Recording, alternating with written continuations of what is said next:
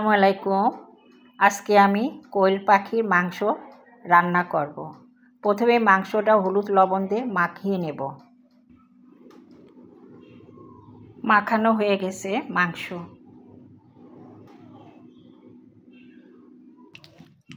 তেল গরম হলে কোয়েল পাখির মাংস কিছু ভেজে নেব।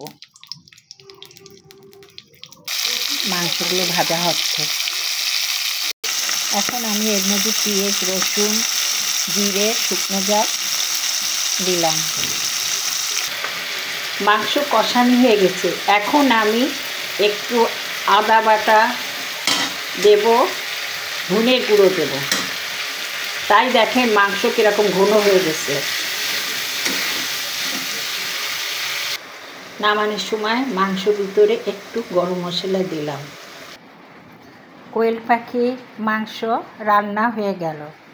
কেমন হয়েছে আপনারা কমেন্ট করে লাইক দিয়ে বলবেন।